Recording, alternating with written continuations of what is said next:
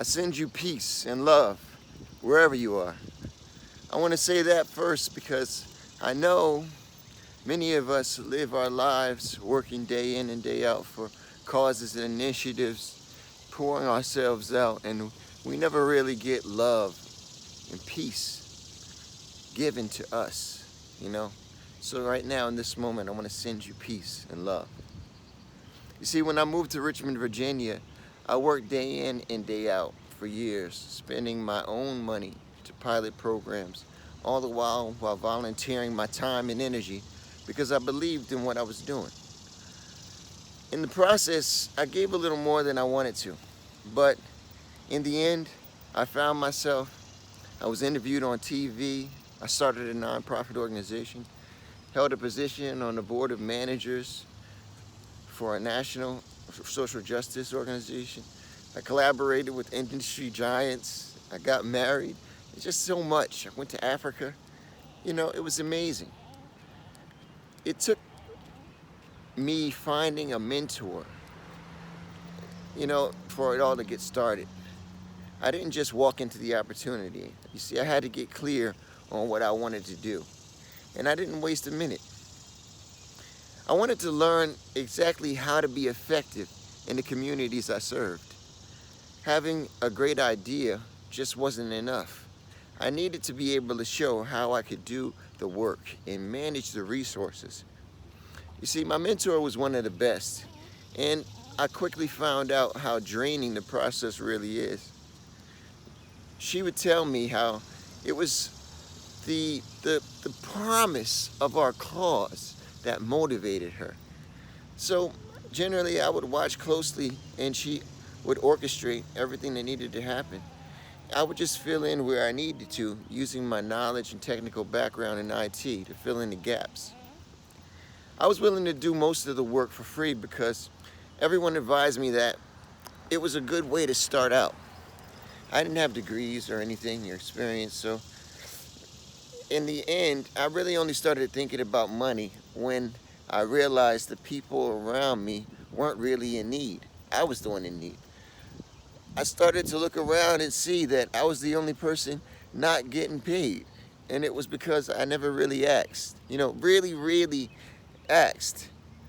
I volunteered because I wanted to make a career out of it. But most of the people I worked with volunteered because they could afford to. I settled that if I could serve where I could, I would. I thought that if I could just be an engine for an organization, I would be able to attract the people necessary to keep it running and to build it up and get myself in a place where I can have a salary. You see, if I got paid here and there as a contractor, I could eat. My mentor understood exactly how to make it happen, so she laid a blueprint. The funny thing is that it wasn't her blueprint that changed my life.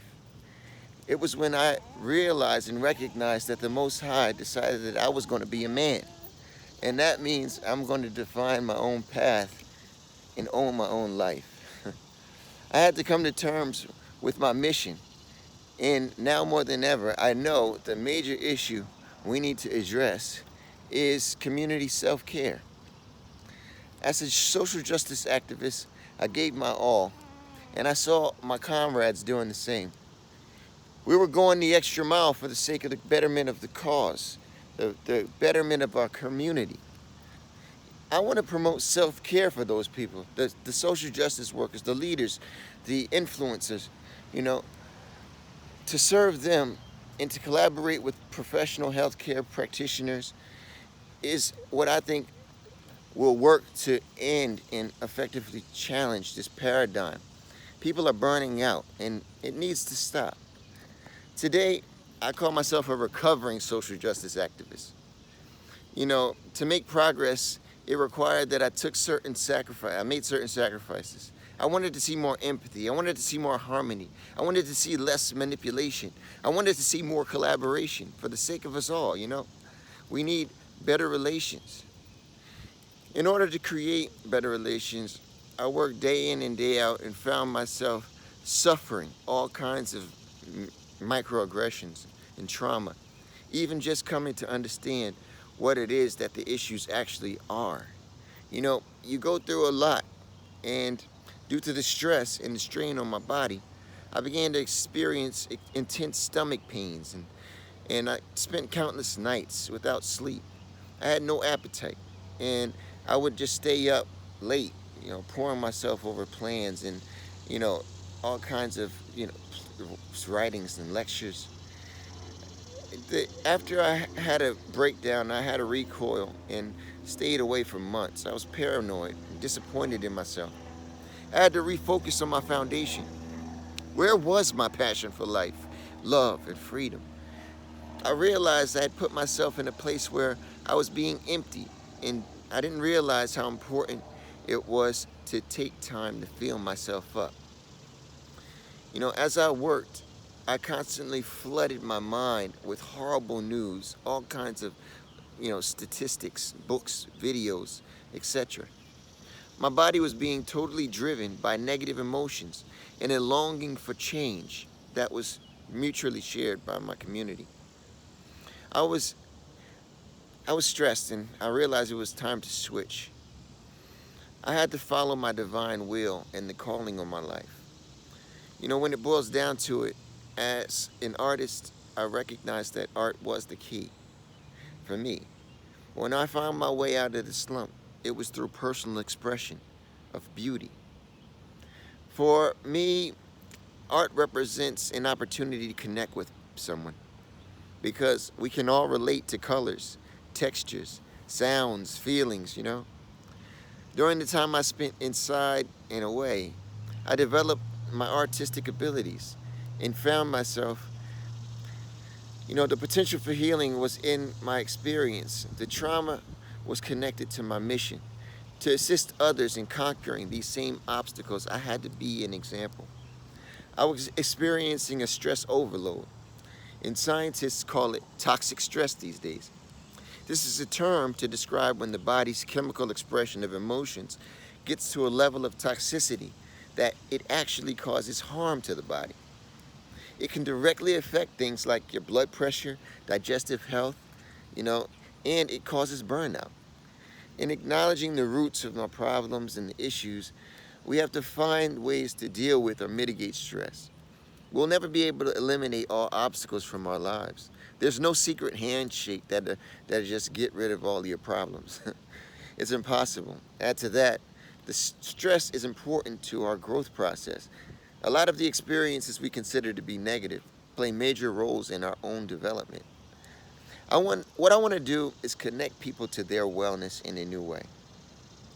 I want to achieve this through mindful expression of the heart. You know, being blessed with a wife that's actually a medical doctor and an advocate for integrative health and traditional healing practices, I found a solid foundation. She has a grounding in family medicine and realized the opportunity was ripe to try something new. So what we came up with is something called Just Care Health and the Evo. We will integrate wellness services and stress relief, as well as potential vacation opportunities, into our healthcare. Our hope is to put the patient in the driver's seat of their health. We'll serve to educate and engage communities on a new and deeper level. Like advocates, doctors, lobbyists, and tell us that our body systems need our attention. They interpret the messages for us, and we are to consider them or not. It's our responsibility to take our wellness into our own hands and become engaged with the process. So, in order to encourage this, we will organize events, workshops, classes, and all such things, as well as online resources and a blog that will guide people on their mission in their walk. You see, generally, it's habit changes that ultimately determine whether or not we maintain our wellness. A drug or a pill can get us to a certain place. But unless we treat our bodies as if we understand it, we'll never be able to maintain the optimum state. So, over the next few months, you'll see us developing our programming, our team, and our space. And we hope that you follow us on this mission and join us in this cause. Peace. Love.